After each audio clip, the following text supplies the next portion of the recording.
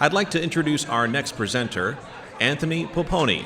He's the founder of Focus on the 40, a series of programs and resources grounded in positive psychology, performance science, neuroscience, and cognitive science, all developed to show people a path towards lasting happiness in their work and community lives. He's been a resource parent not just once, but twice. Please help me welcome Mr. Poponi.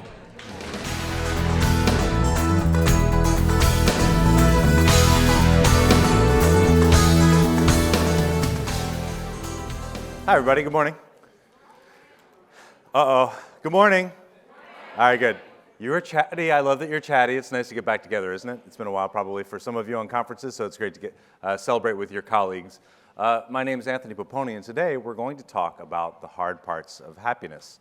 I'll tell you a little bit more about my background with foster care, foster placement. Excuse me if I get some of the terms wrong today. It's the world you live and breathe in, and I've heard so many acronyms over the last 2 days that I got a lot of Googling to do when I get home, okay? So let's talk a little bit about who I am and what I do. So first of all, some people do say I look like Brad Pitt from a distance. You weren't really supposed to laugh at that slide. Kind of hurts my feelings. For those of you sitting in the front, you're like, no, not Brad Pitt.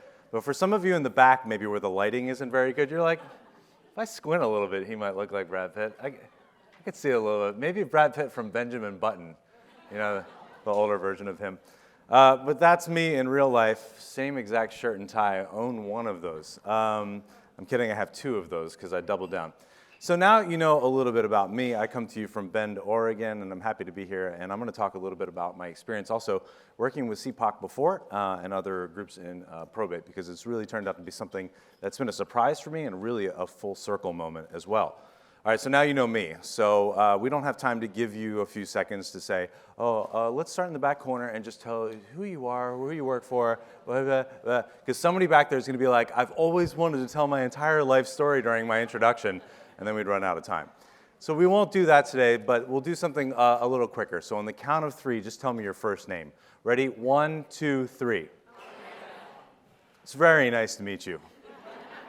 And if I see you later and I was like, oh, you're the one, and what was your name? Because that's what I just heard there. So that doesn't really work that well, but at least it saves a little bit of time.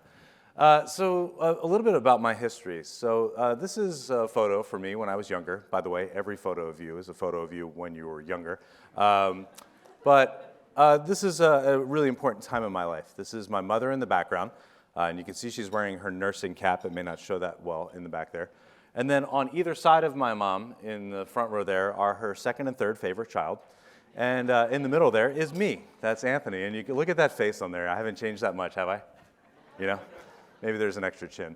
But this was an important time in my life. It was when my mom got her nursing degree. And that was significant because when my parents divorced when I was around 5 years old, so I was 5, and the two lesser siblings were 3.5 and 1.5. And we moved from where we were living with my dad at the time. And my mom tells a story of, saying when she separated, she left my dad, she had 3 quarters, that's one for each child, quarter, and a can of Campbell's soup. So we were maybe nutritionally deficient for a little while, and we moved into low-income housing. We bounced around between that, families' houses. I moved a bunch of different schools during that time. I was living in, moving between schools up until the age of about 5th grade. And so it was a really challenging time. And so how many people in here know about what an ACEs score is? It should be probably 100% of you, right? So I'm proud to say that I'm a 3.5 on the ACEs score, which is actually really not that bad when you consider that a lot of the youth that you serve are probably 8s and 9s and 100s, because they've experienced incredible trauma. But even the trauma that I've experienced, and I try not to minimize my trauma, but I know in the grand scale of things it's not really that significant. It was living in poverty and had lack of access to food and lack of access to clean clothes. And I was growing like a tree back then. And so the shorts and the pants were always like about 3 inches too short, And now that's a style, so I should probably look for those shorts again, right? All those hipsters out there. And it was a really interesting time, and it was a really trying time. And I was really fortunate. You think about some of the buffering things that happen in our lives, or those buffering opportunities. A big theme about what was going on here over the last couple of days was about relationships and surrounding kids with other positive role models. And that was all one of the things that was really fortunate for me I still had grandparents. My grandparents expected a lot out of me. I disappointed them sometimes. My grandparents, I really, I got to my sophomore year in college, and that's when I found out that college was optional. Because my grandparents are like, you are going to college and you will graduate. Okay, I will, no problem, yeah, no problem. And I had my dad in my life, and so I had a lot of positive, supportive role models out there for me and people that kind of kept me on the right path. Could it have gone the wrong way living in low-income housing and all the different influences there and all the different paths I could have gone down? Absolutely. But this is a time when my mom got her nursing degree. I think I'm about 10 years old in that photo. It's about the same emotional maturity level I have now. And I didn't expect you to laugh at that one. But we moved out of low-income housing. My mom got a degree using a Pell Grant. I don't know if they even still do Pell Grants, but we were living on welfare, all the government cheese and all the hand-me-down clothes and all that sort of stuff and food stamps back in the day. And then she got her degree. And so she got a grant to do that. And I always look at social safety systems, our welfare systems, as not just like a net to catch people, but more of a trampoline. Like, let's catch them, get them back on their feet, and let's get them off of trampolines as quick as we can, because trampolines are terrible. In general. So, hey, that's me on the stage. So it was a really formative time in my life and really important, and I've had to work through a lot of those scarcity issues myself, and so I'm grateful for that. Now, I wanted to tell you about the two experiences with foster children. I'm actually just going to share one of those stories. One was a very short-term placement with a teenage child as we were leaving the state of, at the state of somewhere. I'm not going to tell you where that is. We'll keep it anonymous for today.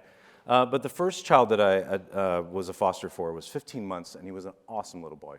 He was 6.5 years old. He was one of 3 children, and it was a very famous case because it was a negligence case and not an abuse case. And I don't know if I'm getting your language right.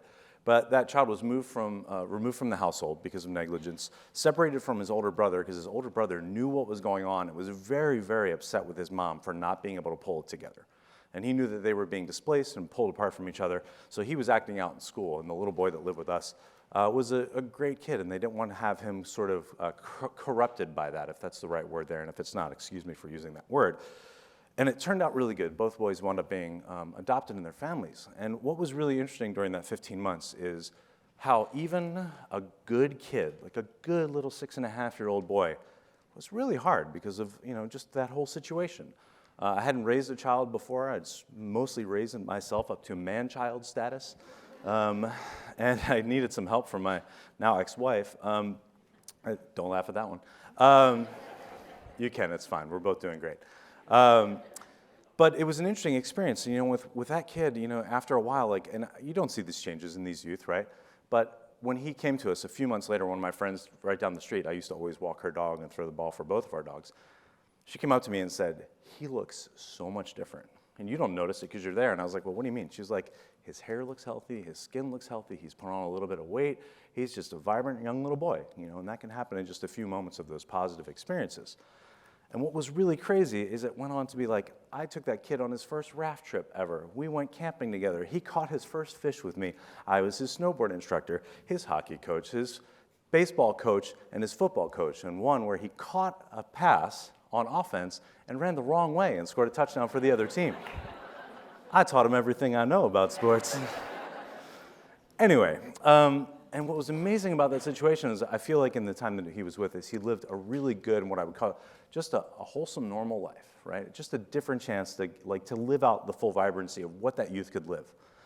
And I remember very vividly the day that he was in my living room meeting with the caseworker with him, giving the news that they were going to separate that child from his mother, and that they were going to move he and his brother eventually into a long-term adoptive placement. Great thing for this child overall. Again, a scenario where these kids live is not always the greatest scenario, right? If there was 3 surnames in this town that I lived in, and if you talk to anybody in the police or the mental health system or within Child Protective Services, they all knew that last name, any one of those 3 last names, right? They were just sort of notorious for doing bad things. The mother of this foster child, also in foster placement in her youth, right? So this is just the perpetuating cycle. So you do all these good things with this kid, you show this kid a great life, and you're like, this kid now has a chance for something, right? This was just a gap, a spot in their life where you could do something really powerful for them and really maybe just eye-opening. And they're sitting in my living room, the boy and this caseworker, and he said, "Listen, remember how we said we were always going to try to put you back with your mom?" And I knew what was coming next. I knew that we're not going to do that. And what did he say? After 15 months of me being his RAF guide and his camp counselor and all the coaches and all that stuff, he's like, I want to live with my mom. And I was like, like how hard is that? How hard is it to see what you can offer those children and that those family ties are really strong and really hard. So my goal is not to cry here on stage today. We'll see how it goes. So anyway, he got adopted out with his brother. They sent one of his other siblings back with a father or a paternal grandparent, and it turned out great. He was a great kid. He continued to be a great kid, and he's now a great young man. And he's not in my life anymore, and that's okay. We did what we had to do. So that was an incredibly hard time, though, even with a really good kid. And so a lot of what I still do today is, for that kid, I wanted to give him a chance like the chance I had. I was surrounded by really good people. And even the chance that I had for myself is, we need to replicate that more. And here's how I think we can replicate it in the cities that I'm in. Right there. So this is a mission that I've been a part of now at least twice. And I was on the board for the Boys and Girls Club of Bend, doing a little bit of work on the side with them to help them get their fundraising where it needs to be, because this is the mission that hopefully works, what I would say, in a different space that you all work. And a quick story on my involvement. A long time ago, Angelina Coffey, I don't think she's here today, but I have seen her at CPOC before, hired me to come in and talk with their group at PBMA. And I was like, oh, what's a PBMA? Sometimes you don't even know what you're getting hired for, so that's all the business folks, and we did some personality types, and they all turned to be sticklers and attention to detail for finances. Where are all those people in the room? You're fun at parties. But it was really informative to get to work with that group. And then Karen Pankin, I don't know if Karen's here today, but she was there in that group, and she said, there's this group called CPOC, and maybe we can bring and have you come in. And I got a chance to go in and share a story or share an afternoon with some of the chiefs doing their work. And then that turned into some work working with Chief Keene, who's now the president of CPOC, I believe, and going down and working with his team. And I'm going back to work with his team later in September to just continue to support them in the great work that they're doing down there. And that's really important to me. And the way that I view this is that, Boys and Girls Club is kind of the upstream piece. If we can get interventions in early enough, then those kids don't wind up in the situations that they wind up with you. It can't happen with all the kids. It can't happen all the time. It's just unrealistic, right? And even with all the reform that you're suggesting and all the progress that we've seen in 25 years, and that was a great presentation, thank you for that, that there's still a lot of work to do. But at least I can focus on that area upstream, and I appreciate the work that you're doing downstream when things get a lot harder for those kids. And one of the really cool stories at the CPOC luncheon was an award ceremony, and it was like the case study of like how hard it is to fix things once they kind of get broken. And I don't mean to use the word broken to describe a human being. I'm just going to stick with that word for now. But they gave out awards that day. And it's one of those things where I was like, oh, I could have skipped out on those awards. My presentation was right after. I always have stuff I could be doing. And I'm so glad I showed up, because I showed up and there was a story about an advocate, a peer advocate named Joey, who was given an award for his district because he was in San Quentin at one point serving 25 years on the 3 strikes rule. And he got out, and then he is now back in San Quentin, but he's back as a peer advocate. And he's working with all those adults that are incarcerated in those situations in like one of the really toughest places to be, right? But that's like a fraction of a percentage point of a success story possibility, right? That doesn't happen. Usually when somebody goes to San Quentin, that's like really tough to rehabilitate out of that. And I don't know that whole world out there, but I just kind of know what it's like to be a human.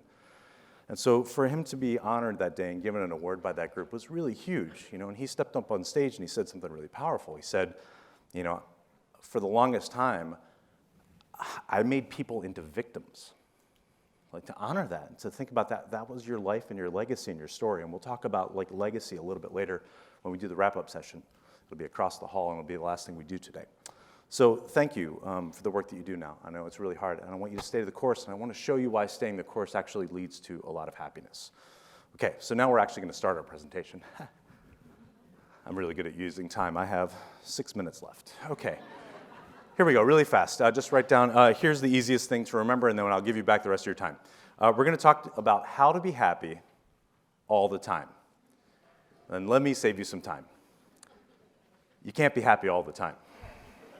Okay? Who said, ow, thanks for that. So anyway, have a great rest of your morning. I'll talk to you later.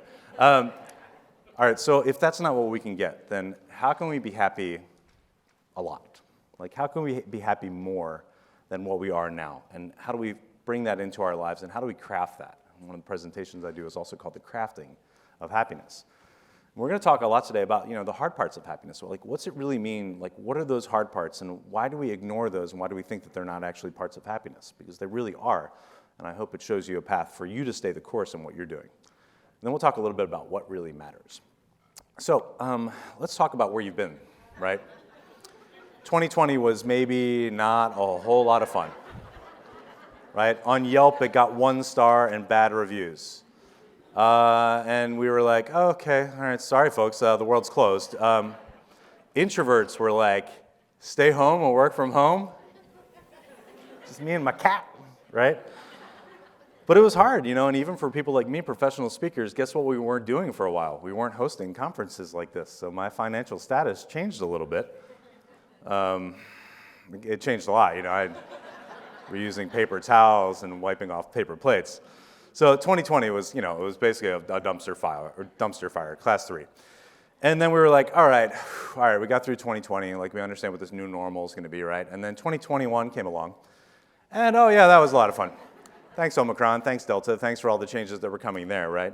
And then that turned into, hiring shortages, and we couldn't find people that wanted to work anymore or weren't willing to work anymore, and a lot of people retired or did gig work instead.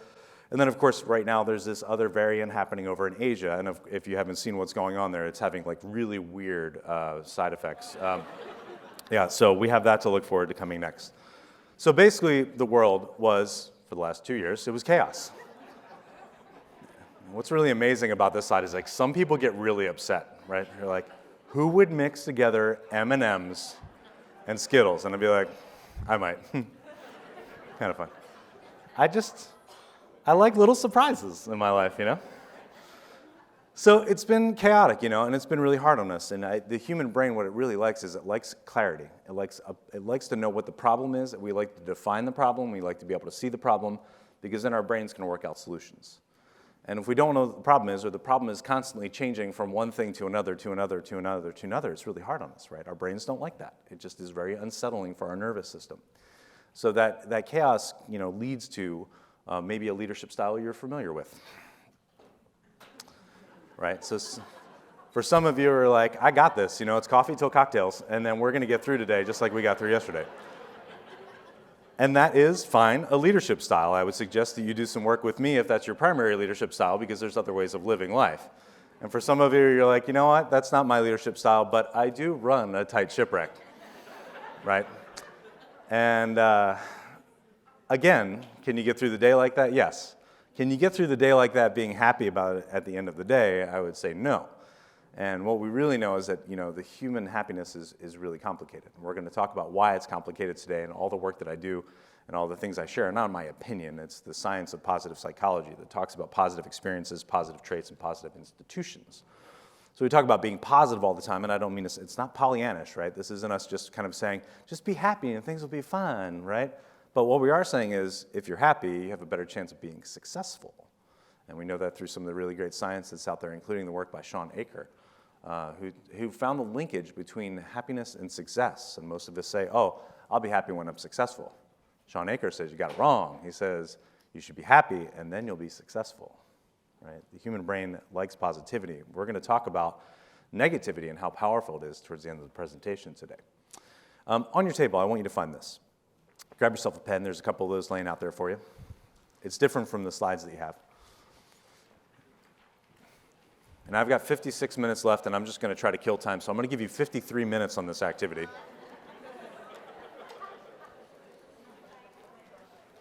So all I want you to do on this is look it over really quickly, and I want you to take this with you, and I want you to play with it later. But I want to give you some framing on what we know about what happiness really looks like for people, and all the different facets that come together. This is an activity called Pillars of a Balanced Life. I use this all the time with my clients. And the pillars is interesting. It's a quick tool, right? And so if you look at the scale on there, the scale I want you to think about is -10, being depression, anxiety. And if you don't have one, just raise your hand. We'll get some to you. And that's the bottom scale. Now, -10 is what we think about people that need psychiatric help. And we're really pretty decent at that, right? We've done a lot of the research. And then somewhere around the late 1990s, a guy named Dr. Martin Seligman said, yeah, what about people that aren't suffering all the time? What about people that want to live a really happy life? What's it look like to live like a happy life, like a contented life, a fulfilled life? And so they worked on positive psychology to kind of answer those questions and say, well, what can we do, just like with the science for people that are suffering, what can we do for people that want to live a happy life, and how can we give them tools that we trust that are actually legitimate tools that will help you sustain your happiness, and at least not point you in the wrong direction. We'll talk about wrong directions in a little bit. So -10 is the scale for people that are suffering. Most of us, some of us in here are suffering with depression, right? It's all around us. This is Mental Health Awareness Month. Let's bring awareness to that, right? And on the top of the scale is +10. That's what Dr. Martin Seligman coined as flourishing. It's being at the top, feeling great, feeling awesome, elation, joy. I'm going to tell you that you can't have those all the time. So if you were to look at this scale, don't try to give yourself 10s on things that feel really good, because you're not meant to feel 10 all the time. I love professional speaking. Thank you for laughing at my mediocre jokes. CPOC wouldn't pay my full fee, so I'm not bringing out my platinum joke package today. Got to protect my IP, you know? So when you think about that, look on there. And if you do only one thing in just a few 10 seconds or so that I'll give you on this, find the one thing on there that's the thing that you're like, oh, this is the part of my life that's really the best. It could be your love life. It could be kids. It could be family. It could be your community. It could be your career. It could be finances. Any of those things. And then find the one thing on there that's the one thing that's kind of really undermining your happiness. And then just hang on to those thoughts. And then what I encourage you to do is 7 days from now, that'll be on a Tuesday next week, it'll be after Memorial Day, you just hopefully have had a good long weekend with 3 days off. Take all 3 days, please. Happiest people on the planet only work about 37 hours a week. And some of you are like, yeah, that's cool, that's my Wednesday night, right? Yeah, I get it. So hang on to that one really big thing that's positive and one thing that's really negative. And then I want you to think about all these things as interconnected. Now, how many people in here like to go camping? Okay, about half of you. And how many people never want to go camping again in their life? Oh, good. There's an interesting mix there. Well, then this next slide will apply to that latter group of people, right? Camping, according to Calvin and Hobbes, builds character, can also end relationships, right? Or it can bring you a lot closer together, as in sharing one sleeping bag if you forget to bring two. But I want you to think about all those things on that activity that's on your sheet as sort of the stakes for a tent, all the pieces holding a tent down. And, you know, some of us know how to put tents up really easily, and some of us, well, you know, maybe a little bit of room for improvement on that. But if you were to think about putting up a tent in a tent storm by yourself when it's raining, how hard is that, right? You know, you're trying to hold the tent up and the tent's flying all over the place, right? And you have one stake in your hand and you're just trying to get one stake down in the ground, and then you put your foot on that one to hold it in the ground, and then you're like, now, second stake in the ground, put it over here, and now you're like, got it. And you're like, cool, only 6 more to go. Now what are you gonna do, right? Hopefully not split your pants. But now what are you gonna do? Like, how do you get all those stakes in the ground? Now, if your life is good and you're surrounded by good people and you have the resources you need and you feel a whole happy life, that tent blowing in the wind, trying to put that down, is not that hard. You can call your partner who's been waiting dry in the car to come out of the car and help you put up the tent. And if you hear the of the doors locking, you know you're on your own, right? Hopefully you have the food. Or you can call friends over and say, hey, I need you to help me put up their tent. And they're like, no problem, we put our tents up already, we're gonna come right over, we're gonna put on our rain gear, we have resiliency. We can do this, we can put this tent down together. Or, if you have financial security, one of the things on there, you can say, you know what we're going to do? We're going to go glamping instead, and someone else is going to set up my tent for me. And you know what? If I have enough money, I'm going to pay for that glamping. I'm going to cancel last minute and stay at the Hyatt Regency in Sacramento because I don't want to go camping. I don't care if it's called glamping. It's just not for me. But all those are essentially batteries tied together. So pay attention to the things that are really high for you in that activity, and then pay attention to the things that are really low for you. And think about anything, like this device here with a battery in it, right? This is my little clicker, and it's got this cool thing that cats love. Is that there's only one battery in this thing, right? So if the battery in this thing dies, this device quits working. If you only have one battery keeping you going, when your battery dies or gets low, then you quit working, right? And so how do you keep all those batteries full?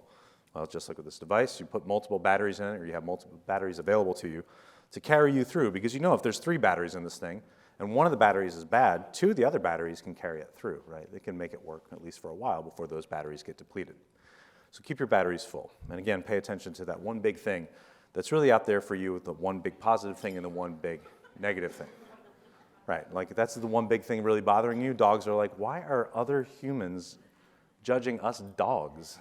I know what a good-looking dog looks like. It looks like me, right? So, and the point here is that the more those batteries are full, the more you can handle in life. And I want to tell you a story really quickly about back in 2019. It was a Monday. It was my mom's birthday. And I was living in this state that has big mountains in it called Colorado. It's where I used to live before Oregon. And I went down and I took my dogs. They're both passed on, by the way, now. 6 weeks apart, I had to put both of my dogs down. That was pretty hard, right? So I'm human just like you. That was a really hard time for me. And so I'm taking my dogs from this little town, and I'm driving up, and there's this cool spot on the river where you can hike down to the river, and you can get the dogs out. And I was like, all right, it's a hot day in July. I'm going to go take them out, get them out of the car. Had a little chihuahua named Homie, Sherlock Holmes Slice. 9 pounds of hate and fury, all bottled up. He was my little buddy, though, and he loved me. And so I take the two dogs down to the river and walk down. It takes about 10 or 15 minutes to get down there. And when I walk down to the river, I take a stick and I throw it for the old dog Pancho, who can barely see the stick anymore. I'm like, you see it? You see it? And he's like, I see it. I got it. And I'm like, I throw it. And he's like, let me know when you throw it. I'm like, oh, man, just get in the water. So I get him in the water. And then the chihuahua's like, don't touch me when there's water around. I touched him when there was water around. I put him in the water really quickly. Cooled everybody off. And then walked down the river a little bit, and then I come up. And from where I parked the car, my truck out there is a Nissan Frontier. From where I parked that, it's a super small parking spot. Fits like 2 or 3 cars in there, and I was the only car when I got there. And it's always funny, like if you live in a small town, you always have that one person that has the exact same car as you, right? Like the exact same. This was a Nissan Frontier, 2012. Black with a camper shell, the extended. It even had like the Fish and Wildlife license plate. Like I had my car twin, in my little community. And every time we'd see each other, it'd be like, you have great taste, So walk the dogs, and we get back up, and we come back up, and we're about, 1,500 feet or so from where the car is. And so I'm just like, put the dogs on a leash, walking down this highway. And as I'm walking back down, I'm like, oh, I look up, and I'm like, oh, there's my car twin, driving back down to town. And I look in the parking lot. Oh, you're arriving at this faster than I did. And then I look at the car driving away. And I look back in the parking lot that is now empty of all cars. And the little wheels turn. And I go, that's my truck. Driving away. And so what did I do right there? Well, I used a few expletives. I want to share a few of those with you now. Let me hit the next slide here. But my car was being stolen. So I'm in the middle of nowhere in this little town. I pick up my cell phone, 911. Hi, I'd like to report my truck being stolen. And they were like, oh, when do you think it was stolen? And I was like, 11 seconds ago. I'm watching it drive away still. And there was this silence on the other end of the phone where, you're watching your truck being stolen? Yeah, it's heading south on Highway 135. And there was, again, this awkward silence, and they were like, all right, well, tell us everything you know, and they did. And what was really interesting about that story is that within 2 hours, I had my truck back. It was fine. I'm kidding. My truck was fine.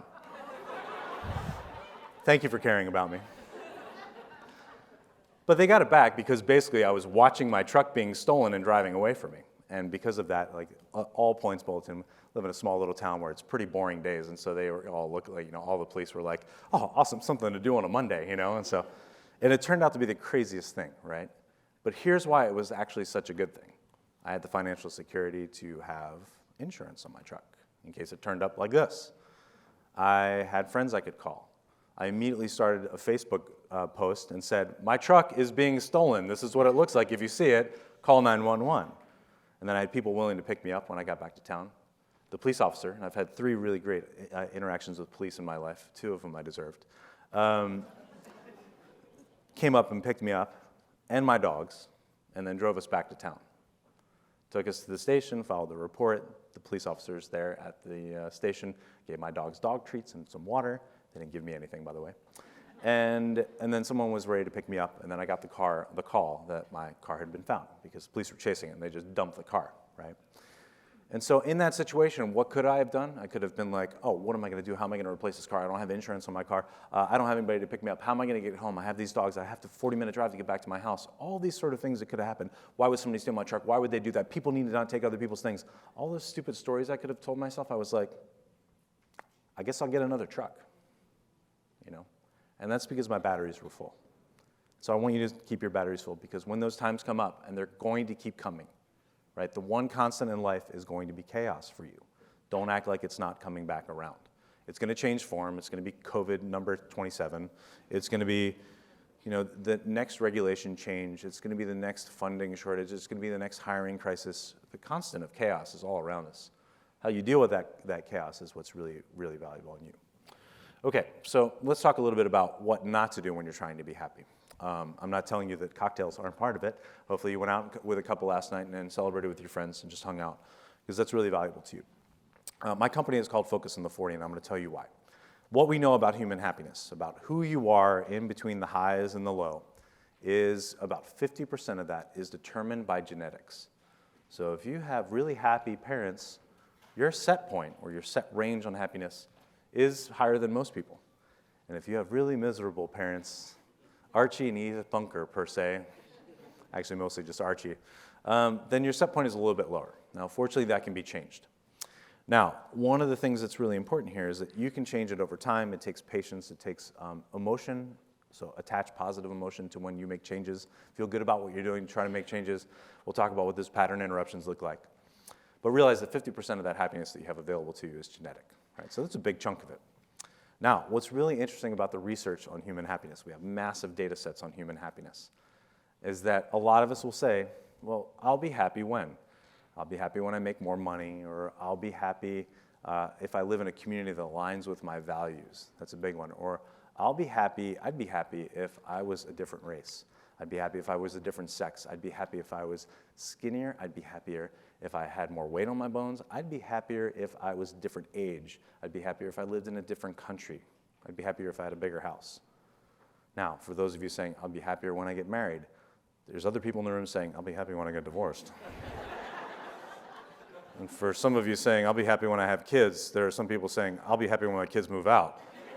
And for some of you, they say, I'll be happy when my kids call me now that they've moved out. And then when they keep calling for money, I'll be happy when my kids quit calling me, right? But if we add all those things together, what we call life circumstances, all of those things combined only account for 10% of the variability in your happiness. All of those things combined. So quit worrying about the I'll be happy whens, because they don't provide you with the lasting happiness that you think they will. Now, can they provide you with happiness? Sure, absolutely. Will they provide you with as much happiness as you thought for the longest period of time? No. And that's the I'll be happy when trap. And that's the treadmill we can get on, right? And I hate treadmills, right? Treadmills tell us to get on, and happiness is always just ahead. I'll be happy when. I'll be happy when. And if you're on the treadmill, you're never getting there.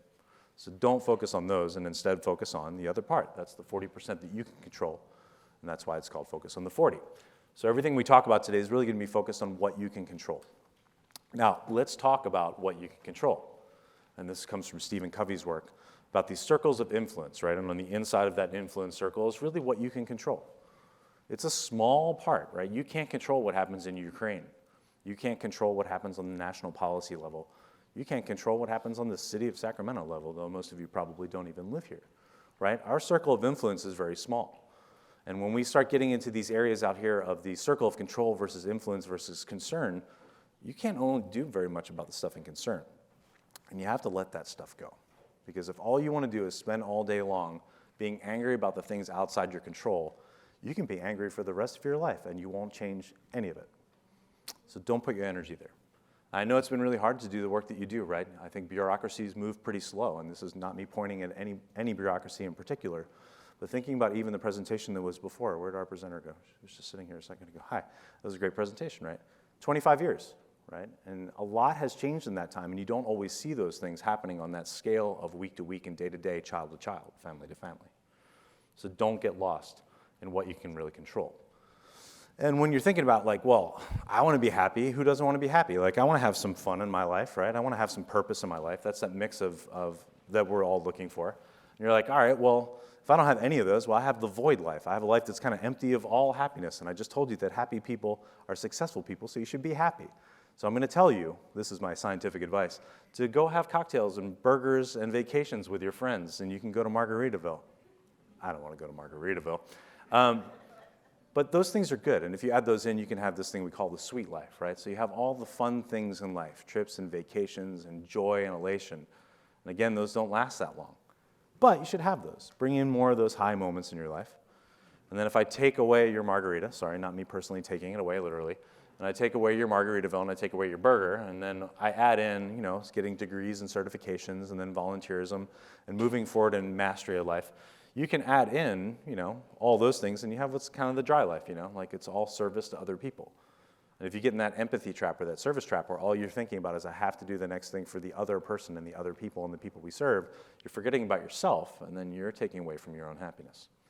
And so if we add back in the cheeseburgers, don't have too many of those, and we add back in the Margaritaville, go somewhere else, and we add back in the margaritas and maybe too much sugar, but that gives us that opportunity to live a fulfilled life.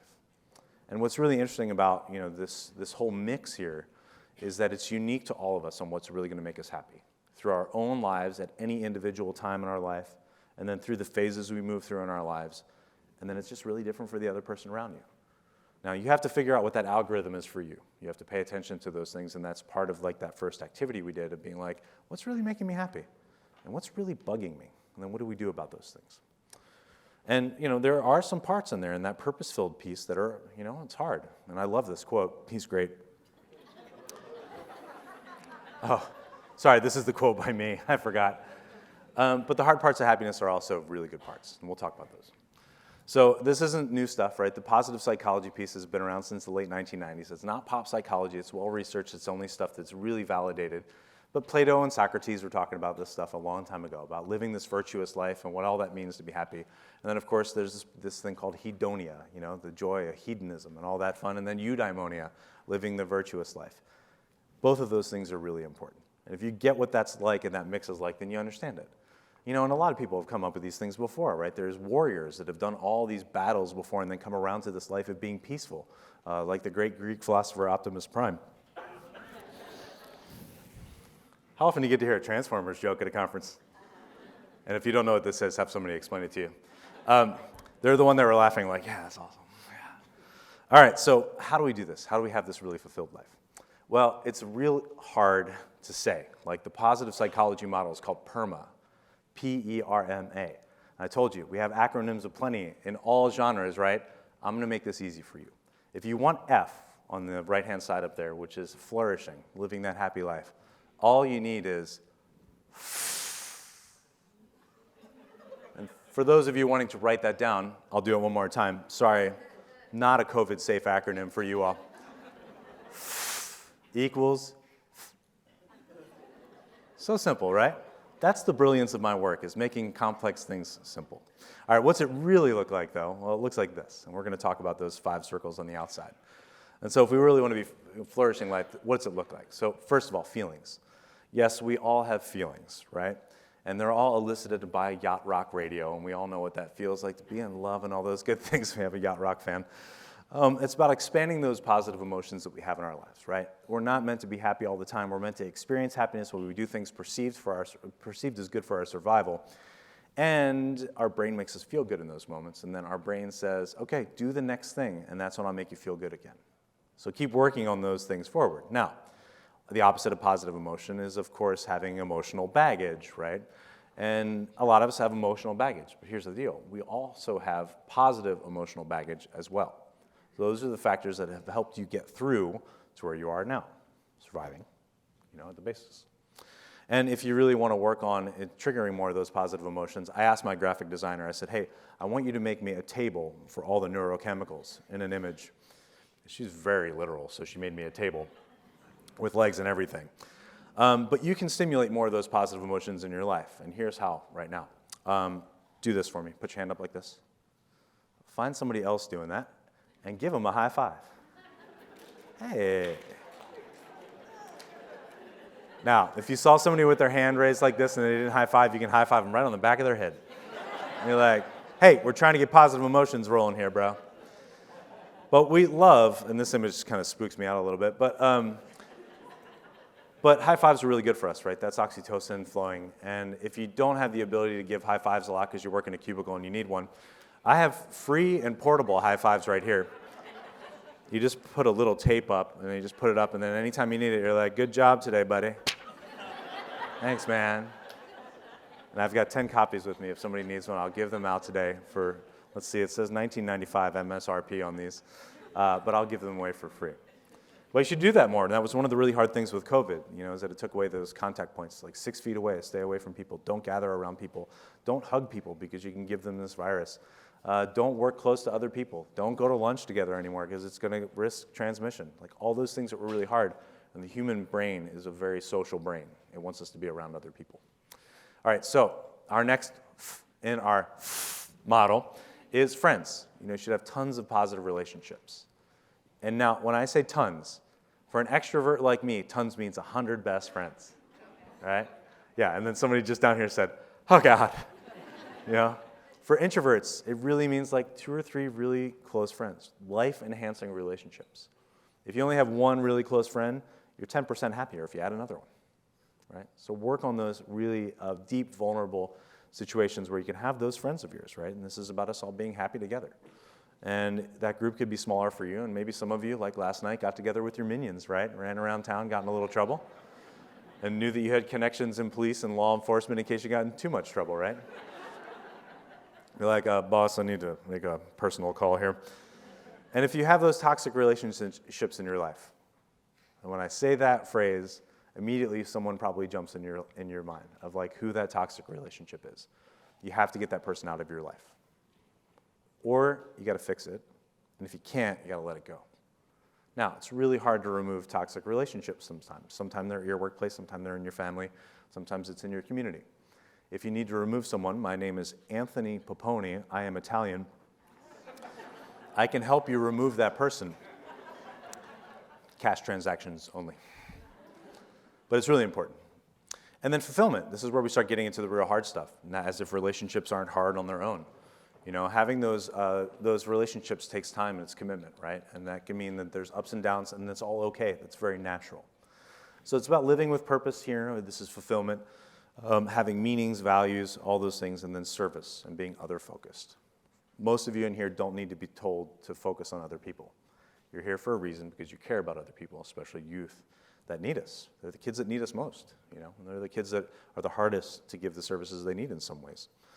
And, here we are in National Foster Care Awareness Month, and I don't know that it's too much of a serendipitous that it's also Mental Health Awareness Month, right? That a lot of those challenges that come from the foster world also challenge our mental health because we experience a lot of really hard things. And seeing what's happening with folks living in those situations. So forward is the next one. It's about growth and mastery, right? So the road to mastery is full of potholes. It doesn't feel good. Working hard on those things that are hard, you shouldn't ignore those. You should keep doing those things. Pay attention to the fact that it is actually hard, and that's okay. And then our final one in the model, sorry, there was one too many F's in that one, is being focused, right? And then allowing yourself to recognize that challenge is a good thing and that you should challenge yourself. And we get bored, and if you haven't heard of the term flow before, it's the state we can get in when we do something that's really hard, but it matches our challenge and our abilities. And then we can lose track of time. We can get lost in doing something. For some of you, it's a spreadsheet, and you're like, oh yeah, spreadsheet time, all right. That was the PBMA group. They're like, oh, you want me to do some accounting and spreadsheets and pivot tables? Oh, yeah, right? But we should challenge ourselves, and that challenge stress looks like this. It's called challenge stress, and it's a type of stress that we should be pushing ourselves to do because it allows us to continue to grow. Now, here's the problem, is that it feels like writing opposite-handed. And so if you recognize, I'm right-handed, and so when I switch over to left hand and I try to write something out, it looks like a 4-year-old that had a crayon that's been chewed on for a while on Red Bull, and it doesn't look good and doesn't feel good. So I want to default back to the thing I've always done before. But growth and mastery and moving forward come from this other hand. Stepping in and saying, oh, I got to start doing something different in this situation because the challenge is different from what I've done before. The challenge is bigger, and I'm going to grow to that challenge. And it doesn't always feel good, right? That's the face you might make when you're doing these new challenges because you're like, oh, this is the thing I'm really good at over here, writing with this hand. And then you switch over and you're like, I don't like this, right? But you have to stay in that place. And you have to have a workplace that allows you to do that. To say, hey, I know this is a challenge bigger than what you've done before, but we want you to grow your skills to meet these new abilities, and we're going to help you step up into that. And you're not going to do it perfectly, and that's okay. And that's a good culture. All right, let's talk about negativity. Now, we've talked about all the positive stuff. We had fun doing that. Now it's time to cry together as a group. I'm kidding. Now, the brain, two really important things here is that the brain moves on from physical threats to social threats quickly. And what's really interesting is that when we have physical threats around us, safety, lack of shelter, lack of food, lack of water, our brain says, get those, we need those first, because if you don't, we're going to die, and we're awesome, and we don't want to die, right? And then immediately your brain says, okay, we have those things covered, we're ready to chunk up on Maslow's hierarchy of needs, and it treats social threats as equal to physical threats and how they make you feel negatively, because we are tribal people. Now, the human brain has the capacity to really understand around 150 relationships very closely. And think about where these brains were back in the day, about 500,000 years ago. That's how we were living. We're living in small groups of people that work together, and your survival and the survival of your children were supported by people around you that were probably genetically related to you at some point, right? That's, in a sense, it's natural selection working. So the brain thinks those things are really important. And again, back to those times in our lives when things are happening, especially to the youth that you're working on, ages 2 and ages 14, those are really important times for formation of the brain and what we call myelination of neural pathways. And so the things that happen to you when you're 2 that help you survive are pathways that your brain says, hey, that's good. You're doing good things to survive. Here's what it sounds like for a 2-year-old. No! I am asserting myself. And you're like, oh, good, you know a word. You know mama, dada, and now you know no. And those pathways can be good to form, but maybe the same pathways that you take as a 2-year-old don't work as an older adult or even an older child. And same thing at 14. At age 14, we reach this thing called sexual maturity. I'm going to show you a short video on what that looks like. I'm kidding. But sexual maturity, your brain says, hey, you've done a good job getting to age 14 or 15. You are now physically capable of producing a child. Should a 14-year-old be making children? No. Should most 49-year-olds be making children? A lot of people are like, no. But what happens is our brain says, hey, you did this really good thing. Keep doing these behaviors that you're doing at 14 because it helped you attract a mate and you're going to make more versions of you because you're awesome. Can anyone think of anything that they did as a behavior at age 14 to impress other people that is not a great behavior to use here on stage? All of us have our little story, right? About like, I'm not going to tell my child I ever did that because they need to do as I say, not as I did, right?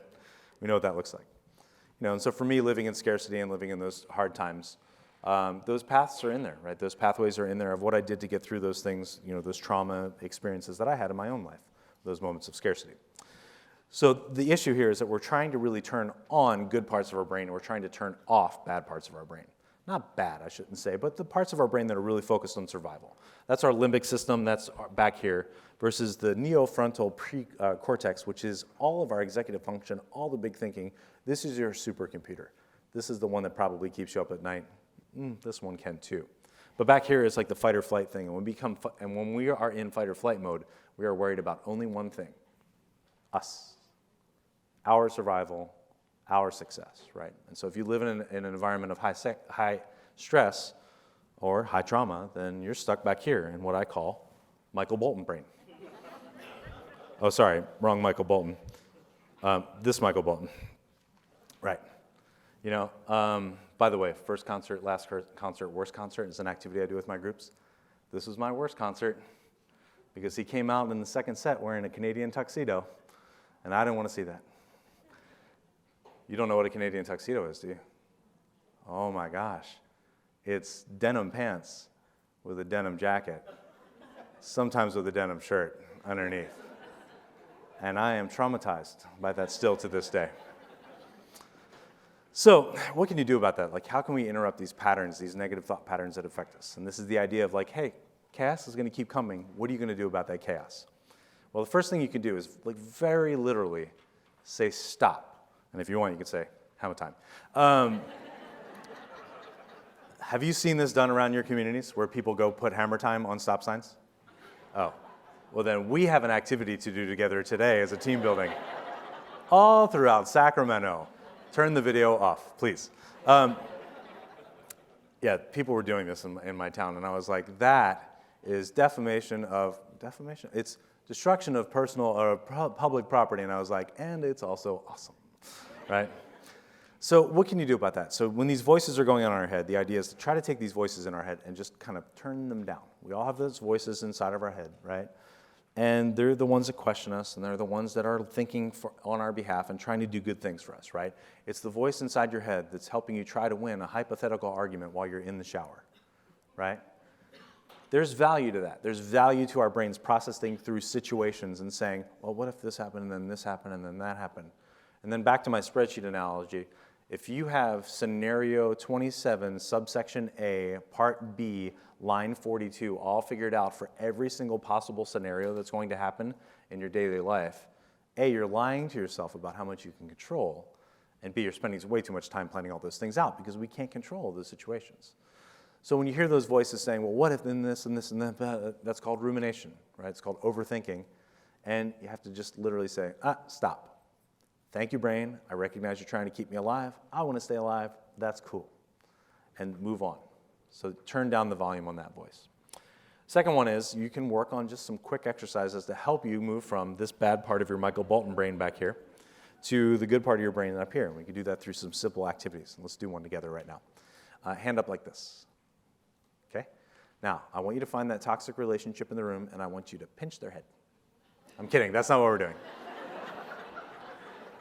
And now some of the people in the room are like, she was looking at me. She was going to pinch my head. That is 27th degree assault. Wait, is that lower? I don't even know. But when you have these up, right, and this is what you're doing. You're just trying these little tools that get your brain to quit focusing on the thing that's tumbling around up here. Take these fingers, rub them together. I want you to feel all the things that are happening on your finger there. Dry spots. Edge your nail, right? Now, if you put all of your attention there, you can't focus on the other stuff that's happening, right? Now, what about this? Hands up like this, straight up. Another hand straight up like this. And you're like, oh, we get to high five again. You can high five, sure. Would that be a high five or a high 10 if you do it with yourself? Because there's two, I don't know. We'll call it a high 7.5. Go down like this. Same thing. You're just going to put all your attention right there. Right? You feel the moistness. I have a sweaty palm because I'm nervous. I don't like professional speaking. Okay? Do that for about 10 seconds, right? And then this, feet on the floor, hands in your lap. Feel your feet, feel the weight of your feet. And we're going to start with our right foot, and we're going to try to wiggle our piggy toe, a little tiny piggy toe. And then you're going to do the toe next to that. It's called the hippie ring toe. It's a technical term from positive psychology. Then you're going to do the middle toe. And then you're going to do the toe next to your big toe that you hope is not longer than your big toe because you don't want to look like a crazy person. And you do your big toe. And then you go over to your left foot and you do your piggly toe and then your hippie ring toe, Alanis Morissette toe maybe, I don't know. Your middle toe and then the toe that doesn't have a name next to your big toe. It's got identity crisis issues. And then your big toe, right? You did all those things, and then you can just, one final thing is just your breath, right? In through the nose. You do that, watch, like your chest comes up, right? And then, right? Easy stuff. Now, if you don't want to do those things, you have another simple choice. You can meditate every day for 2 hours. So do you want to choose door B of 2 hours or door A of 2 minutes? Now, is it going to fix all your problems doing this and this and this? No. Then you're going to be like, oh, man, I'm thinking about that one toe next to my big toe now too much, right? But you can do a lot, right? And where can you fit that in? You can fit that in sitting in a meeting. You can fit that in walking to the elevator. You can fit that in walking to your car. You can fit that in walking from your car. You can fit that in right before a meal and being really present for your meal, right? All those things turn this off and keeps this on. You can only power really one at a time. And so the idea there behind all that is that the more you can do that, the more you can deal with these bigger problems, the more you can accept a bigger challenge, then you can be more of a Jedi, And I don't know about you, but when I walk up to a supermarket, I'm like, let me get that door for you. And then sometimes it's a push door, and I didn't realize it, and I'm like, let me get that door for you. And I don't know about you, but like if there's a bathroom situation where the urinal is auto flush, and then the sink is auto turn on, and the soap is auto turn on, and then the paper towels are not, I'm gonna stand in front of that paper towel dispenser for 8 minutes before I realize what's going on. I'm just like, and then the door is automatic, or it's not on the way out, and you're like, you know. So the idea is to just keep doing more of this, because this is what your life looks like, right? You're balancing all these things out. And so be more of a Jedi. And now granted, if I was a Jedi, I'd probably use some of those powers to do some inappropriate things from time to time. Like anybody, and I ride a motorcycle, anybody driving through my town and rah, rah, rah, on purpose, oh, I'm doing things with that motorcycle, right? Off switch. Ha, boom, ha. I don't want you to hurt, you know. But it's about keeping those batteries full. All right, so how do we do that? The quick version of this is, again, batteries, multiple batteries in a device. You've got to keep them all charged up. I'm going to give you one simple tip today on that, and just something you can play with. It's a free resource. I'd love for you to do it. And then on the back of that sheet, that pillar sheet that we did, is a link to it. It's called the Character Strengths Survey. It's put forward by people at the VIA Institute on Character. It's really cool stuff, really well researched. There's 25 character strengths. Now, some of you are saying, oh, strengths, I have plenty of strengths. I'm very resilient. And you say, well, yeah, if it didn't kill me, it should make me stronger. And you're like, if that's the truth, I should have a cape and an invisible jet, and I am off to solve all the world's problems, because I've been through a lot of this stuff before. But these character strengths look like this. There's 24 of those. If you do that exercise, that survey in there, you'll figure out kind of what your top 5 to 7 strengths are. And what's really cool about those top 5 strengths is this is what they feel like. They feel natural, and they feel effortless, and they feel energizing when you use them. And so they're not hard for you to do. They're kind of how you show up in the world. And if you can recognize what those strengths are in you, then you can bring out more of that inner Jedi in you. Now, can you use your Jedi powers for evil? Yes, you can. So don't overuse your strengths or any of your great powers. All right, so what do they look like for me? Based on this activity, hope. This is future-mindedness, optimistic. By the way, happy people, optimistic people, I should say, are happier than pessimistic people. Hard to believe, I know. And they live longer. So if you want to live longer, become optimistic. It's actually a skill you can build on top of being, a natural strength. Next one, gratitude. I do this every day. I have a little timer on my phone that helps me celebrate things I'm grateful for. At 12:35 every day, 12:34 every day, my phone goes off. 1, 2, 3, 4. That's 12:34. I say 5 things I'm grateful for.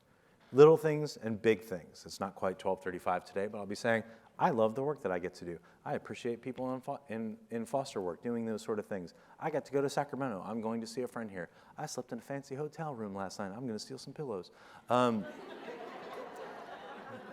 And 5, I hope some of my people at the foster conference will get me out of jail when I steal one of those pillows, because they're pretty harsh about that stuff, right?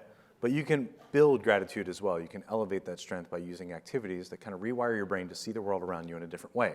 Fortunately for me, it's an easier thing for me to do. It's a very natural strength for me. Social intelligence, right? I have the ability to read other people very well. That's very helpful for me.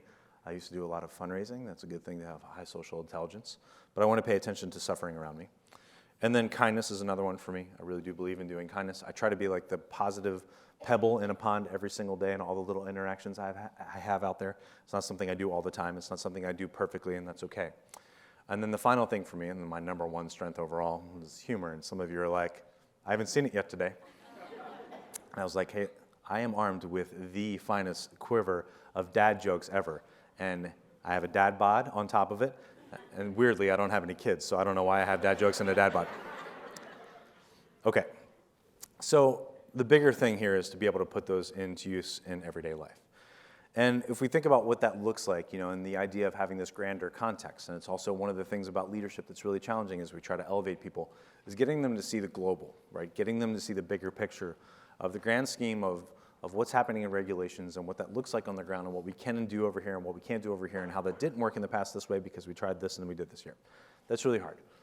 Life experience is really important for that, I think, in a lot of ways. And so I think the biggest thing we can do is exposing teenagers and college youths to getting out and seeing the world and experiencing the world and having some context for what's going on, even within the work that you all do. Try this over here. By the way, that wasn't for you. You may not know it yet, but that wasn't the right job for you. You weren't very good at it, right? And then move people around. And then if you can do that, if you can do that in all the different phases in your life, you can kind of get to the point of what really matters and what won't really matter. So there's this great parable, a story of the stallion, and here's what it sounds like. There's this wise older man, and he's living a few centuries ago, and he has stallion horses, and he loves those stallion horses, and he takes really good care of those stallion horses. And one day he enters his stallion horse, his prime possession, into this race, and the stallion wins first place. And he wins prize money, and everybody celebrates this man and says, "You must be so happy that your stallion, of all your stallions, your favorite horse, won that race, and you won money." And the wise old man says, "Who knows what is good and what is bad?" And then the next day, or a few weeks later, the stallion, because he's kind of, excitable horse, breaks down the fence and escapes with all the other stallions off into the wilderness. And the people come up to the old man and they're like, "Oh my God, all your horses are gone. Your favorite horse is gone. What are you going to do? They've disappeared. You'll never get them back." And the old man says, "Who knows what is good and what is bad?" And then the horses show back up. And not only do the horses show back up, just like, your kids did in a while, they steal your car for a while. They come back and you're like, it's better at home. I thought it'd be nicer out there. And the horses come back, all these stallions, and they bring with them mares. And those mares are now carrying the seed of the stallion, and now there's going to be more stallions. And everybody says, "This is great. Your horses came back and they brought more horses. You didn't even have to pay for the horses. They were wild horses. They're going to bear you more stallions. You're going to be rich forever." And the old man says, "Who knows what is good and what is bad?" And at this point, the neighbors are like, "Dude, will you just show a little bit of emotion here?" And then the horses, the old man's son is out riding on one of these horses, right? And the kid's a whiz at riding the horses. He's a prodigy at riding these horses. He's a young man. He's super fit, loves the horses. They could tell that he's just great at this. This is what this young man was born to do. And he falls off and breaks his leg. And, breaking your leg back in the day, not a good thing. There weren't too many hospitals around. There wasn't any urgent care, right? There was like, "Oh, put some tea on this and we'll put a leech on the top of it and it'll be fine." By the way, our healthcare is reverting to that if you haven't been watching. And everybody says, "Oh, your son broke his leg. Oh, that's so terrible." Old man, who knows what is good and what is bad? A few weeks later, while the son is still healing his broken leg, the army comes through and conscripts every young male that's of fighting age, except for the young man with the broken leg. "Oh, your son got passed over. Who knows what is good and what is bad?" So we never know what that whole story looks like, right? And the idea for you is to not get lost in the day-to-day and the little stuff that's happening all around you that takes away from the grander things that you could be doing, your legend, your legacy, what you could be doing. And it's hard to do that. So I'm going to give you a quick activity for you to use on your own. It's called the Wiser Elder Self Story. Now, if you're comfortable closing your eyes, close your eyes. If you're not comfortable closing your eyes, don't worry about doing that. But close your eyes if you're comfortable doing that. If not, just sit comfortably, get your hands on your lap, put your phone down, take your last bite of food. And what I'm going to do is I'm going to walk around and I'm going to take someone's purse. And then also while your eyes are closed, we're going to get one person's phone and we're just going to scroll through your photos and put them on the screen up here. And some of you are like, "Man, you are triggering my Michael Bolton brain right now," and that is not good. Okay, what we're going to do is you're going to get an opportunity to meet your wiser elder self. So if you have your eyes closed, hands in your lap, and you can do any of those activities we did before to just kind of calm yourself down, turn off your caveman brain that's going on back there and getting it rolling. And then if you were to think about going off and meeting your wiser elder self. Now, we're talking about wiser elder self, not old and infirmed on your deathbed, somebody that's like, out there, that's just the person that has encapsulated all the experience that you've had and all the cool things that you've gotten to do with your life. So go meet that person. There may be a place for you. For me, it's my grandparents' house. A place that was a comfort home, a place that's really like foundational for me. It could be somewhere different from you. It could be somewhere outside. And then just look around you and see all the people that are there with you at that time frame. There could be other family members. There could be friends. And then take a really good look at yourself. Like, what do you look like? I'm not super happy about my hairline. And then if there's people in the room, go find somewhere else to go sit down, somewhere that's quiet, another side room, go outside and find somewhere comfortable for you.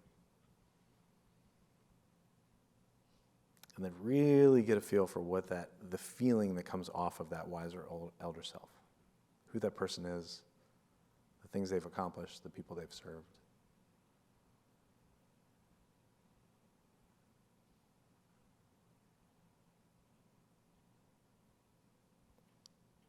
And then ask your elder self, what's really going to matter? And see what their reply is.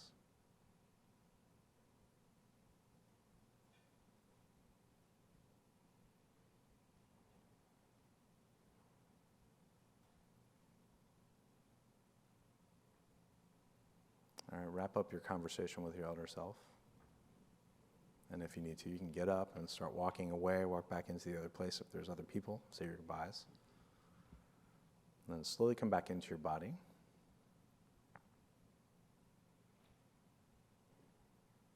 Come back into this room. We're here in Sacramento, surrounded by good people. And then when you're ready, you can open your eyes. So hopefully you got something really interesting that came out of that. And I do this a lot with my audiences, and it's always fun for me to just see like what pops up. The word that popped up today was others, right? Like just quit worrying about this. This is taken care of. Your brain wants you to worry about this person that's right here, this person that always feels like they're threatened and attacked, and people are going to take my resources. It's not going to happen. And focus on other people. And somebody said this as I was walking on stage. It said, channel your inner Zig Ziglar. Who said that? Somebody over here, I think, said that to me. And I said, oh, that's a good one, because somebody shared a Zig Ziglar quote with me when I was on a podcast this week. And the quote was, you can have everything you want in your life when you help other people have what they want in their life first. So there's an empathy trap in there. You have to be a little careful, but you can find all those things. Now, one of these times when I did this work with a group of people, I sat down and I saw my wiser elder self, and the hairlines were, slowly creeping back this way. I didn't really like that, and there was more sunspots on my face. And this dad bod turned into a granddad bod. But it was a really good version of myself. It felt like whole and comfortable. And instead of answering the question like, what's really going to matter, my wiser elder self handed me a gift. And I was like, oh, what's this gift? I was like, all right, I'm going to open this thing. Here I am in this space. And I opened up the gift, and it was this. It was like this really cool leather-bound book. And I opened it, and in that book were a series of stories. There were all the stories of all the people that I had helped in my life. And that was given to me by the wiser elder self that saw the grander picture of what I was supposed to be doing in this world. And some of the stories were the stories that you would know. It was like a story from my mom, who's my #1 Facebook follower, by the way. Facebook post, professional post from Anthony Poponi, professional speaker. Like by mom, and then a little comment that says, love you, son. All right, love you too, mom. Stories from people, friends, the people I worked with, the people that were the direct beneficiaries of missions that I was a part of.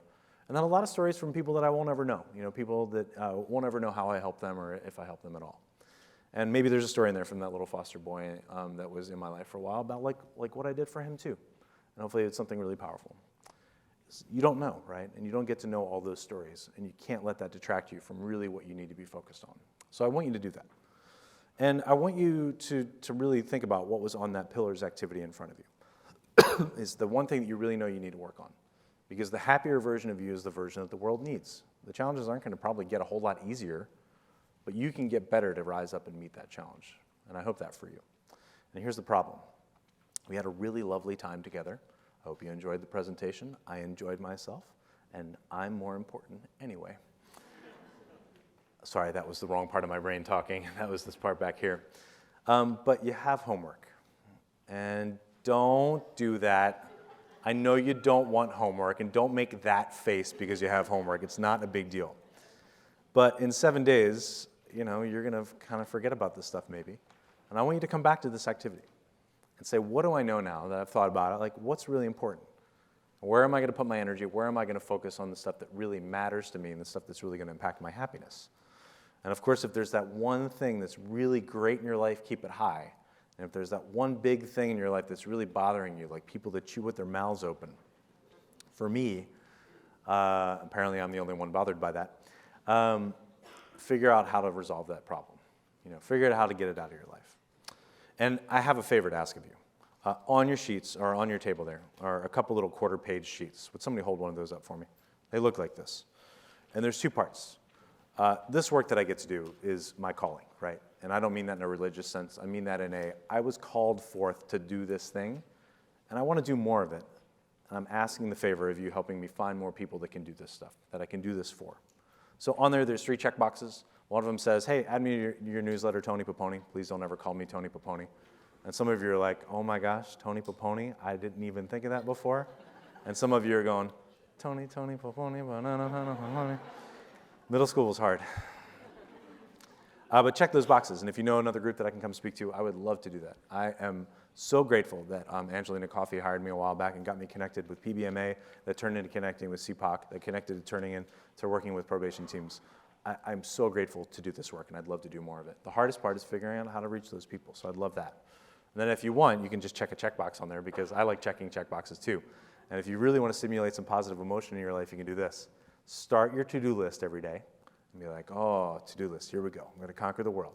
First checkbox, start a checklist. Oh, hey, look at me. I'm on a roll, right? 100% so far. And then on the back, I want you to do this. I want you to just share something on the back with me, the one big insight that you took away from today. The thing that was really important to you, because that's important for me to understand what was really valuable for you as I shared these with future audiences. And I want you to pay attention to just like, what are you going to do with this wild and precious life that you have? At the end of your day, when you meet your wiser elder self, when you are your wiser elder self, who are you going to be? And when we talk a little bit later, and I hope you do come to the closing ceremony, just 10 minutes of your time, just talk about like, what's that next chapter of your life going to look like? And I'd love to explore that with you. And if you're really loving what you found today and you really would like some more information, there are workbooks available to you. And you can buy those, or I have copies with me here today. And if you want one, you can have one, because I want you to have this if you want to explore your own happiness. And again, if you need a high five, you can come get one of those. I'll give you a real live high five if you need one as well. And with that, I just say thank you so much. I want you to be happy. I want you to be funny. I want you to be strong. I want you to be service-focused. Thanks for all the work that you do. Keep writing with that opposite hand. Keep bringing out that inner Jedi that's within you. Just don't make the big Jedi mistakes that might, it's little steps on challenging yourself. And with that, I say thank you very much.